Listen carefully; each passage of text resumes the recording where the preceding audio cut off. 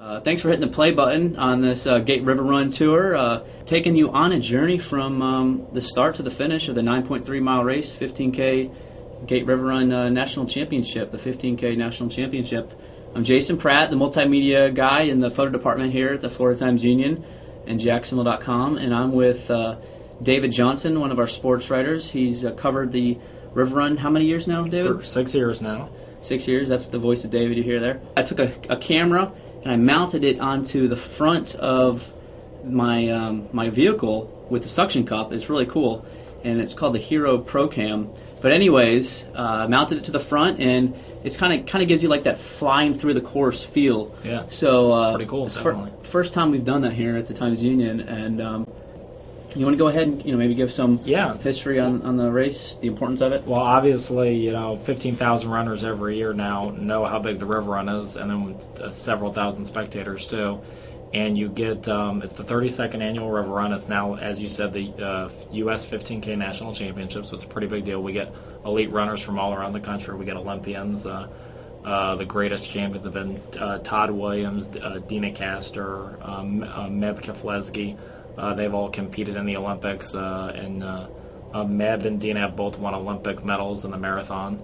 But locally, it's a big deal, too. You'll see city councilmen in the race. You usually see Mayor Payton at the start line. Last year, Jacksonville ran the race. You'll see all sorts of Jacksonville personalities.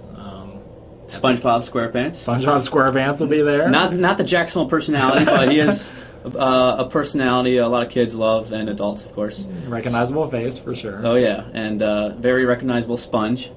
Very recognizable. But there we just passed through the first mile, and here I had to actually get out of the car and park. I'm actually walking, but since I sped the video up, it kind of looks like I'm running with like a messed up leg or something. You look really fast there. Yeah, so...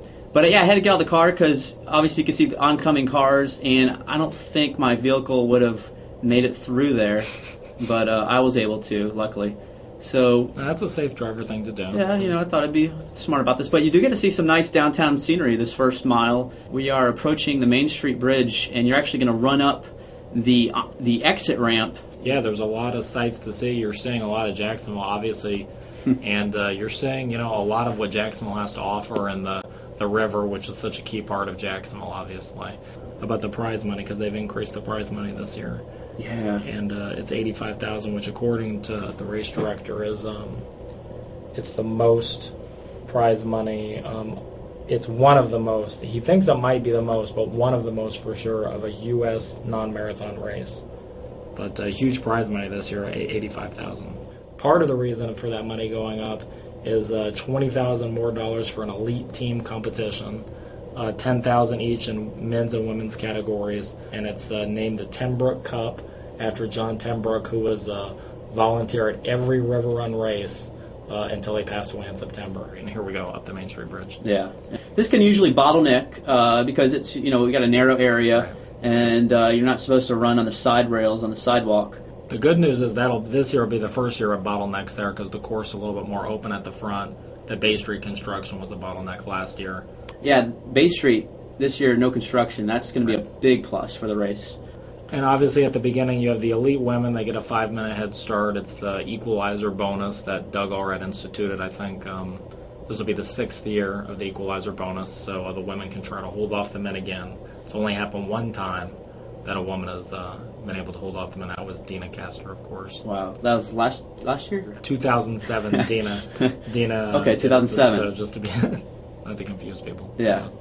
By here, it's going to start spread out by now. Oh yeah, definitely. Yeah, definitely have spread out by now. So this is my first River Run. I'll be running it. Yeah. So that's kind of why I also was very excited to cover this and drive this route. There, we just got to pass through a treaty oak. Another nice landmark in Jacksonville. Yeah, one thing new this year is the disposable championship, which is a small little chip that you wear on your tennis shoe, and when you cross the start, the timing begins, and then when you cross that finish line, your timing stops. So they have an exact calculation of your time for the River Run. And it's really good. I mean, obviously the elite runners are at the front. The official time for them is the time they're going to see as they cross. And but for a runner who starts, 7,000 runners back, they're not going to hit the start line when the gun goes off. So the chip time will give them the exact time. And this year, you mentioned it's a disposable, one-time use chip. You only use it once, and it's going to streamline the finish, because the first thing you do when you cross the finish, you'll no longer have to drop down and take the chip off your shoe and put it. That really slows things down coming through the finish. Yeah, and that's definitely a blessing, because, man, when you finish a race, and especially the Gator River Run, the last thing you want to do is bend over and try to remove a chip off your shoe. Yeah, exactly. So you can get your medal and then go get some water and then maybe check your result. Or maybe some beer. Or maybe some beer. Yeah, they've got I believe they'll have some usually beer there. 70 kegs. I think. Most years. The bananas, of course. Yeah, bananas and bagels and a staple at post-race party. Speaking of the finish, another thing, after you don't have to bend down for your chip, and you'll be able to see the results as you're on a jumbotron. It's about 75 yards past the finish line. This is one of the most gorgeous areas on the run. A lot of spectators are packed on these streets, and this is a good area to run, and you got really good weather when you videotape it here. Last year was probably the worst it's ever been there. It was not rainy, which it's been there. The river run was delayed one year in the early 90s by a day, but there the river looked like the ocean in 2008, and the waves were coming over. I'm sure several runners, probably hundreds of runners, got a little wet there on River Road. Oh yeah, the photographs from last year were pretty incredible, and just seeing those waves just crashing over on people. Yeah, and it affected regular runners. It affected the elite competition too. Obviously, this is a good residential area we're showing here, and you'll see a lot of fans in their yards here. Some people will play some practical jokes. There was a guy with a fishing pole with a donut on the end one year.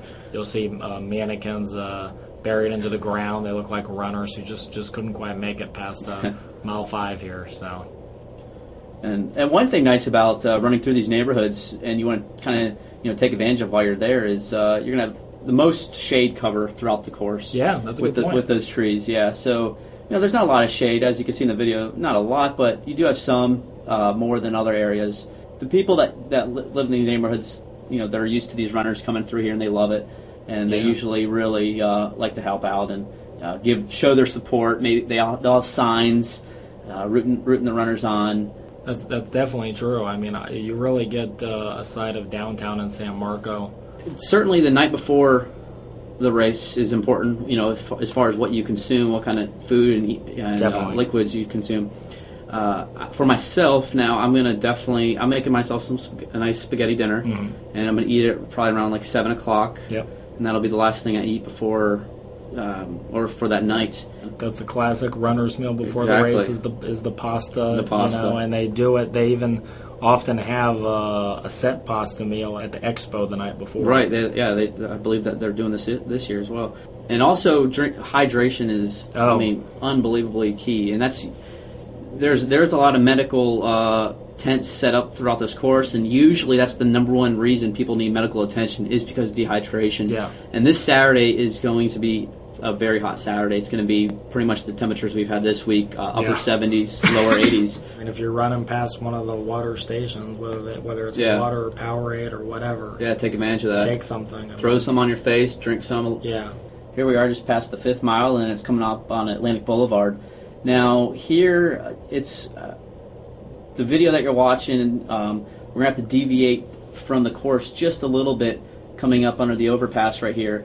The runners are actually, at this point right here, are going to go left. Right there, they're going to go left. And then, now obviously I had to go right because I have to go with the flow of the traffic. But the runners are going to be on the other side of the road. There'll be plenty of signs on race day. There'll be cones everywhere. Yeah, and just follow the person ahead of you. There's going to be 13,000 finishers. Maybe we'll be up to 13,000 this year. Thousands of runners know that they're not going to win the race. Right. But they're there for different reasons. Including myself. Yeah, including you, Jason. I'm not going to win, but I'm going to have a good time. You're not going to be at the... But that's what it's all about. Oh, yeah. It's about the entertainment, and it's about fitness. So right now the runners are thinking the Hart Bridge is not too far.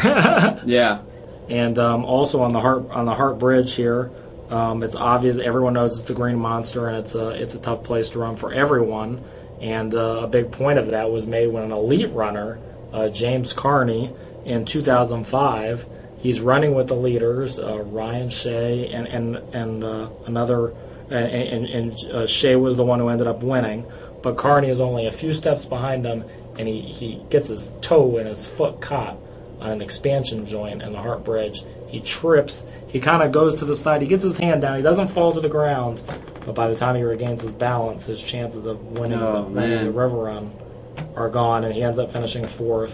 It doesn't look like it, but right there you can see, we're kind of going uphill. It's a short decline or incline, but when you come away from the river, I think Nicholson is along the river. There's an incline there as you run away from the river.